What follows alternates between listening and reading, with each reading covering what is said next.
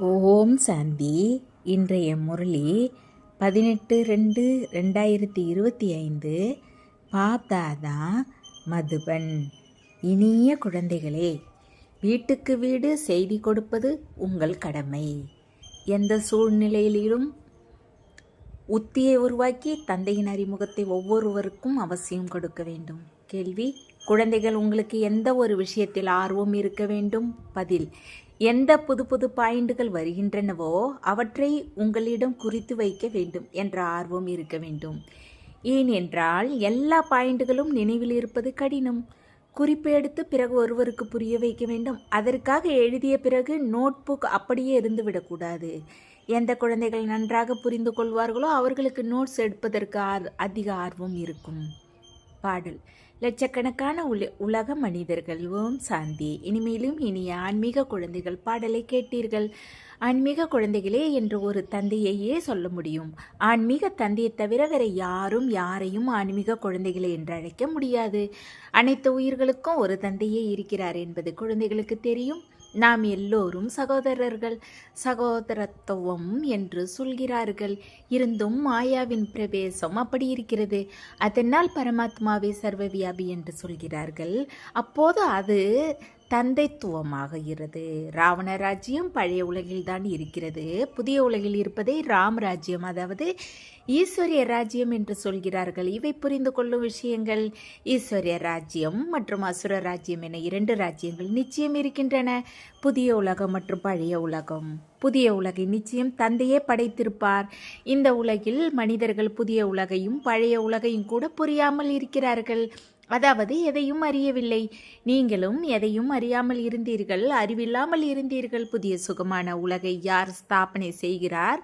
பிறகு பழைய உலகில் துக்கம் ஏன் ஏற்படுகிறது, சொர்க்கம் எப்படி நரகமாக மாறுகிறது என்பவை யாருக்கும் தெரியாது. இந்த விஷயங்களை மனிதர்களே அறிவார்கள். தேவர்களின் சித்திரங்களும் இருக்கின்றன. அதனால் ஆதி சனாதன தேவி தேவர்களின் ராஜ்யம் நிச்சயம் இருந்தது. இந்த நேரம் இல்லை. இங்கே பிரஜைகளின் மீது பிரஜைகளின் ராஜ்யம் நடக்கிறது. தந்தை பாரதத்தில் தான் வருகிறார். சிவ பாபா பாரதத்திற்கு வந்து என்ன செய்கிறார் என்பது மனிதர்களுக்கு தெரியாது. தமது தர்மத்தை மறந்துவிட்டார்கள். திரிமூர்த்தி மற்றும் சிவ தந்தையின் அறிமுகத்தை இப்பொழுது நீங்கள் கொடுக்க வேண்டும். பிரம்மா தேவர், விஷ்ணு தேவர், சங்கர் தேவர் என்று சொல்கிறார்கள். பிறகு சிவ பரமாத்மாய நமக என்று சொல்கிறார்கள். அதனால் குழந்தைகள், நீங்கள் திரிமூர்த்தி சிவனின் அறிமுகத்தையே கொடுக்க வேண்டும். இப்படியெல்லாம் சேவை செய்ய வேண்டும். எந்த சூழ்நிலையிலும் தந்தையின் அறிமுகம் அனைவருக்கும் கிடைத்தால் தந்தையிடமிருந்து ஆஸ்தி பெற முடியும். இப்போது நாம் ஆஸ்தி பெற்றுக்கொண்டு இருக்கிறோம் என்பது உங்களுக்கு தெரியும். இன்னும் பலரும் ஆஸ்தி பெற வேண்டும். வீட்டுக்கு வீடு தந்தையின் செய்தியை கொடுக்கும் கடமை நமக்கு இருக்கிறது. உண்மையில் மெசஞ்சராக ஒரு தந்தையே இருக்கிறார். தந்தை தன் அறிமுகத்தை உங்களுக்கு கொடுக்கிறார். நீங்கள் பிறகு மற்றவர்களுக்கு தந்தையின் அறிமுகத்தை கொடுக்க வேண்டும். தந்தையின் ஞானத்தை கொடுக்க வேண்டும். முக்கியமானது திரிமூர்த்தி சிவன். இதையே அரசாங்க முத்திரை செய்து இருக்கிறார்கள். அரசாங்கம் இதன் சரியான அர்த்தத்தை புரிந்து கொள்ளவில்லை. அதில் இரட்டை போல சக்கரத்தையும் கொடுத்திருக்கிறார்கள். அதில் சத்தியமேவ ஜெயதே, அதாவது வாய்மையே வெல்லும் என்று எழுதியிருக்கிறார்கள். இதற்கு எந்த அர்த்தமும் வருவது இல்லை. இது சமஸ்கிருத வார்த்தை. இப்போது தந்தை சத்தியமாக இருக்கிறார். அவர் எதை புரிய வைக்கிறாரோ அதன் மூலம் உங்களுக்கு முழு உலகின் மீது வெற்றி கிடைக்கிறது. நான் உண்மையை சொல்கிறேன். நீங்கள் இந்த படிப்பால் மிக உண்மையான நாராயணர் ஆக முடியும் என்று தந்தை சொல்கிறார்.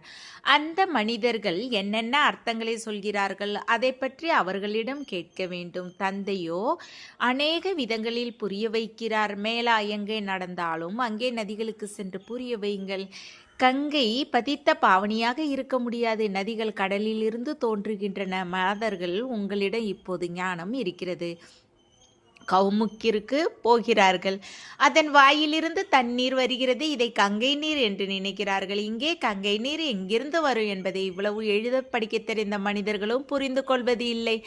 அம்பு எய்தவுடன் கங்கை நீர் வந்தது என்று சாஸ்திரங்களில் இருக்கிறது. இப்போது இது ஞான விஷயமாக இருக்கிறது. அதற்காக அர்ச்சுனர் அம்பு எய்தவுடன் கங்கை வந்தது என்பது கிடையாது. எவ்வளவு தூரமாக தீர்த்த யாத்திரைக்கு போகிறார்கள். சங்கரின் ஜடையிலிருந்து கங்கை தோன்றியது. அதில் குளித்தால் மனிதர்கள் ஏஞ்சலாவார்கள் என்று சொல்கிறார்கள். மனிதரில் இருந்து தேவராகிறார்கள். இதுவும் ஏஞ்சலை போன்றதுதானே. இப்போது குழந்தைகள், நீங்கள் தந்தையின் அறிமுகத்தையே கொடுக்க வேண்டும். அதனால் தந்தை இந்த சித்திரங்களை உருவாக்கி இருக்கிறார்.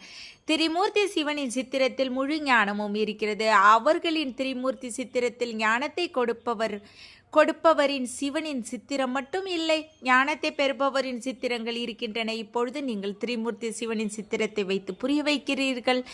மேலே ஞானத்தை கொடுப்பவர் இருக்கிறார். பிரம்மாவிற்கு அவரிடமிருந்து ஞானம் கிடைக்கிறது. அதை பிறகு பரப்புகிறார். இது ஈசனின் தர்மத்தை ஸ்தாபனை செய்யும் மிஷனரி என்று சொல்லப்படுகிறது. இந்த தேவி தேவர் தர்மம் அதிக சுகத்தை கொடுப்பது. குழந்தைகள், உங்களுக்கு உங்கள் சத்திய தர்மத்தின் அறிமுகம் கிடைத்திருக்கிறது. பகவான் நமக்கு பாடம் கற்பிக்கிறார் என்பது உங்களுக்கு தெரியும். நீங்கள் எவ்வளவு மகிழ்ச்சி அடைகிறீர்கள். குழந்தைகள், உங்களின் மகிழ்ச்சிக்கு அளவே இல்லாமல் இருக்க வேண்டும் என்று தந்தை சொல்கிறார். ஏனென்றால் உங்களுக்கு பாடம் கற்பிப்பவர் சுயம் பகவானாக நிராகார சிவன் இருக்கிறார். ஸ்ரீ கிருஷ்ணர் இல்லை. அனைவருக்கும் சத்கதி கொடுக்கும் வள்ளலாக ஒருவரே இருக்கிறார் என்று தந்தை அமர்ந்து கற்பிக்கிறார். சத்தியுகத்தை சத்கதி என்று சொல்கிறார்கள். கலியுகத்தை துர்கதி என்று சொல்கிறார்கள். புதிய உலகை புதியது என்றும் பழைய உலகை பழையது என்றும் சொல்வார்கள். இப்போது உலகம் பழையதாக மாறுவதற்கு 40,000 வருடங்கள் தேவை என்று மனிதர்கள் நினைக்கிறார்கள். எவ்வளவு குழப்பத்தில் இருக்கிறார்கள். தந்தையை தவிர வேற யாரும் இந்த விஷயங்களை புரிய வைக்க முடியாது. நான் குழந்தைகள், உங்களுக்கு ராஜ்ய பாக்கியத்தை கொடுத்து மற்ற எல்லோரையும் வீட்டுக்கு அழைத்து செல்கிறேன் என்று தந்தை சொல்கிறார். யார் என் வழியில் நடப்பார்களோ அவர்கள் தேவர்கள் ஆவார்கள். இந்த விஷயங்களை குழந்தைகள் நீங்கள் அறிவீர்கள். புதியவர்கள் என்ன புரிந்து கொள்வார்கள். தோட்டத்தை ஏற்படுத்தி தயார் செய்வது தோட்டக்காரர்கள் உங்கள் வேலை. தோட்ட முதலாளி டைரக்ஷன் கொடுக்கிறார். அதற்காக தந்தை புதியவர் ஒருவரை சந்தித்து ஞானத்தை கொடுக்க மாட்டார். அது தோட்டக்காரர்களின் வேலை. பாபா கல்கத்தாவிற்கு போவதாக வைத்துக் கொள்வோம். நாம் நமது ஆபீசரை, இன்ன உறவினரை தந்தையிடம் கொண்டு வர வேண்டும் என்று குழந்தைகள் நினைக்கிறார்கள். அவர்கள் எதையும் புரிந்து கொள்ள மாட்டார்கள் என்று தந்தை சொல்கிறார். அப்படியே அறிவில்லாதவர்களை முன்னால் கொண்டு வந்து உட்கார வைக்கிறார்கள். அதனால் புதியவர்களை ஒருபோதும் தந்தையின் முன்னால் கொண்டு வராதீர்கள் என்று தந்தை சொல்கிறார். இது தோட்டக்காரர்கள் உங்கள் வேலை, தோட்ட முதலாளியின் வேலை இல்லை. தோட்டத்தை உருவாக்குவது தோட்டக்காரர்களின் வேலை. இப்படி செய்யுங்கள் என்று தந்தை டைரக்ஷன் கொடுக்கிறார். அதனால் பாபா ஒருபோதும் புதியவர்களை சந்திப்பதில்லை. எனினும் யாராவது விருந்தாளியாக வீட்டிற்கு வந்தால் தரிசனம் செய்ய வேண்டும் என்று சொல்கிறார்கள். நீங்கள் எங்களை ஏன் சந்திக்க விடுவதில்லை என்று கேட்கிறார்கள். சங்கராச்சாரியர் போன்றோரிடம் எத்தனை பேர் போகிறார்கள். இந்த காலத்தில் சங்கராச்சாரியருக்கு உயர்ந்த நிலை இருக்கிறது. நன்கு படித்தவராக இருக்கிறார். இருந்தும் விகாரத்தால் பிறவி எடுக்கிறார். ட்ரஸ்டிகள் யாரை வேண்டுமானாலும் ஆசனத்தில் அமர வைக்கிறார்கள். எல்லோருக்கும் அவரவர் வழி இருக்கிறது. நான் ஒவ்வொரு கல்பமும் இந்த பழைய உடலில் வருகிறேன் என்று தந்தை தானே வந்து குழந்தைகளுக்கு தமது அறிமுகத்தை கொடுக்கிறார். இவரும் தனது பிறவிகளை அறியவில்லை. சாஸ்திரங்களை கல்பத்தின் ஆயிலேயே லட்ச வருடங்கள் என்று சொல்லிவிட்டார்கள். மனிதர்கள் இத்தனை பிறவிகளை எடுக்க முடியாது. பிறகு விலங்குகள் போன்றவற்றின் உயிர் வகைகளை சேர்ந்து 84 லட்சங்களாக மாற்றிவிட்டார்கள். மனிதர்கள் எதை கேட்டாலும் சத்தியம் சத்தியம் என்று சொல்லிக்கொண்டு இருக்கிறார்கள். சாஸ்திரங்களில் இருப்பவை எல்லாம் பக்தி மார்க்க விஷயங்கள். கல்கத்தாவில் தேவிகளுக்கு மிக அழகிய மூர்த்திகளாக உருவாக்கி அலங்கரிக்கிறார்கள். பிறகு அவற்றை முழுகடிக்கிறார்கள். அவர்களும் பொம்மைகளுக்கு பூஜை செய்யும் குழந்தைகளாக இருக்கிறார்கள். முற்றிலும் அறியாமையில் இருக்கிறார்கள். இது நரகம் என்பது உங்களுக்கு தெரியும். சொர்க்கத்தில் அளவற்ற சுகம் இருந்தது. இப்போது கூட யாராவது இறந்தால் இன்னார் சொர்க்கம் சென்றார் என்று சொல்கிறார்கள். அப்படியானால் நிச்சயம் ஏதோ ஒரு நேரத்தில் சொர்க்கம் இருந்தது, இப்போது இல்லை. நரகத்திற்கு பிறகு சொர்க்கம் நிச்சயம் வரும். இந்த விஷயங்களை நீங்கள் அறிவீர்கள். மனிதர்கள் இம்மி அளவு கூட அறியவில்லை. அப்போது புதியவர்கள் தந்தையின் முன்னால் அமர்ந்து என்ன செய்வார்கள். அதனால் முழுமையாக பராமரிப்பதற்கு தோட்டக்காரர்கள் தேவை. இங்கே எண்ணற்ற தோட்டக்காரர்கள் தேவை. மெடிக்கல் காலேஜில் யாராவது புதியவர் சென்று அமர்ந்தால் எதையும் புரிந்து கொள்ள முடியாது. இந்த ஞானமும் புதியதாக இருக்கிறது. எல்லோரையும் பாவனமாக மாற்ற நான் வந்திருக்கிறேன் என்று தந்தை சொல்கிறார். என்னை நினைவு செய்தால் பாவனமாக மாறுவீர்கள். இந்த நேரம் எல்லோரும் தம பிரதான ஆத்மாக்கள். அதனால் தானே ஆத்மா சோ பரமாத்மா, எல்லோருக்குள்ளும் பரமாத்மா இருக்கிறார் என்று சொல்கிறார்கள். அதனால் பாபா ஒன்றும் அமர்ந்து இப்படிப்பட்டவர்களின் தலையை முட்டிக்கொள்ள மாட்டார். முட்களை மலராக மாற்றுவது தோட்டக்காரர்கள் உங்கள் வேலை. பக்தி இரவு, ஞானம் பகல் என்பது உங்களுக்கு தெரியும். பிரம்மாவின் பகல், பிரம்மாவின் இரவு என்று பாடப்படுகிறது. பிரஜா பிதா பிரம்மாவிற்கு நிச்சயம் குழந்தைகள் இருப்பார்கள். இத்தனை பிரம்மா குமாரிகள் இருக்கிறார்கள். இவர்களின் பிரம்மா யார் என்று கேட்கும் அளவிற்கு யாருக்கும் அறிவு இருப்பதில்லை. அரே, பிரஜா பிதா பிரம்மா பெயர் பெற்றவராக இருக்கிறார். அவர் மூலமாக பிராமண தர்மம் ஸ்தாபனை ஆகிறது. பிரம்மா தேவதாயி நமக என்று சொல்கிறார்கள். தந்தை குழந்தைகள் உங்களை பிராமணர்களாக மாற்றி பிறகு தேவர்களாக மாற்றுகிறார். எந்த புது புது பாயிண்டுகள் வருகின்றனவோ அவற்றை தன்னிடம் குறித்து வைத்து குழந்தைகளிடம் ஆர்வம் இருக்க வேண்டும். எந்த குழந்தைகள் நன்றாக புரிந்து கொள்வார்களோ அவர்களுக்கு நோட்ஸ் எடுக்க ஆர்வம் அதிகம் இருக்கும். குறிப்பு எடுப்பது நல்லது. ஏனென்றால் இவ்வளவு பாயிண்டுகள் அனைத்தும் நினைவில் இருப்பது கடினம். குறிப்பு எடுத்த பிறகு ஒருவருக்கு புரிய வைக்க வேண்டும். மாறாக எழுதிய பிறகு நோட் புக் அப்படியே இருந்துவிடக்கூடாது. புது புது பாயிண்டுகள் கிடைத்து கொண்டே இருக்கின்றன.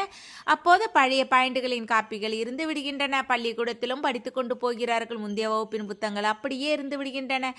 எப்போது நீங்கள் புரிய வைக்கிறீர்களோ அப்போது கடைசியில் மன்மனா பவ என்பதை பற்றி புரிய வையுங்கள். தந்தையையும் சிருஷ்டி சக்கரத்தையும் நினைவு செய்யுங்கள். என்னை மட்டும் நினைவு செய்யுங்கள் என்பது முக்கிய விஷயம். இதைதான் யோக அக்னி என்று சொல்கிறார்கள். பகவான் ஞானக்கடல், மனிதர்கள் சாஸ்திர கடல். தந்தை எந்த சாஸ்திரத்தையும் சொல்வதில்லை. அவரும் சாஸ்திரத்தை சொன்னால் பகவானுக்கும் மனிதருக்கும் என்ன வித்தியாசம் இருக்கும்? இந்த பக்தி மார்க்க சாஸ்திரங்களின் சாரத்தை நானே உங்களுக்கு புரிய வைக்கிறேன் என்று தந்தை சொல்கிறார். அந்த முரளி வாசிப்பவர்கள் பாம்பு பிடித்தால் அதன் பற்களை எடுத்துவார்கள். தந்தையும் உங்களை விஷம் கொடுப்பதிலிருந்து விடுவிக்கிறார். இந்த விஷத்தால் தான் மனிதர்கள் பதித்தமானவர்கள். இதை விடுங்கள் என்று தந்தை சொல்கிறார். இருந்தும் விடுவதில்லை. தந்தை வெண்மையாக மாற்றுகிறார். இருந்தும் விழுந்து முகத்தை கருப்பாக்கி கொள்கிறார்கள். குழந்தைகள், உங்களை ஞான சிதையில் அமர வைத்து தந்தை வந்திருக்கிறார். ஞான சிதையில் அமர்வதால் ஞான சிதையில் அமர வைக்க தந்தை வந்திருக்கிறார். ஞான சிதையில் அமர்வதால் நீங்கள் உலகின் எஜமானர்களாக, உலகை வென்றவர்களாக மாறுகிறீர்கள். நல்லது. இனிமையிலும் இனிமையான காணாமல் போய் கண்டெடுக்கப்பட்ட செல்ல குழந்தைகளுக்கு தாய் தந்தை பாப்தாதாவின் அன்பு நினைவுகள் மற்றும் வணக்கம். ஆன்மீக காலை வணக்கம். ஆன்மீக குழந்தைகளுக்கு ஆன்மீக தந்தையின் நமஸ்காரம். ஆன்மீக தந்தைக்கு ஆன்மீக குழந்தைகளின் அன்பு நினைவுகள் மற்றும் நமஸ்காரம். தாரணைக்கான முக்கிய சாரம். 1. நாம் சத்திய தர்மத்தை ஸ்தாபனை செய்வதற்கு நிமித்தமானவர்கள். சுயம் பகவான் நமக்கு பாடம் கற்பிக்கிறார். நமது தேவி தேவர் தர்மம் அதிக சுகத்தை கொடுப்பது என்று மகிழ்ச்சி சதா இருக்க வேண்டும். 2. தோட்டக்காரராகி முட்களை மலராக மாற்றி சேவை செய்ய வேண்டும். முழுமையாக பராமரித்து பிறகு தந்தையின் முன்னால் கொண்டு வர வேண்டும். முயற்சி செய்ய வேண்டும். வரதானம். பழைய தேகம் மற்றும் உலகை மறக்கும் பாப்தாதாவின் இதய சிம்மாசனதாரியாகுக. சங்கம யுக உயர்ந்த ஆத்மாக்களின் இடமே பாப்தாதாவின் இதய சிம்மாசனம்.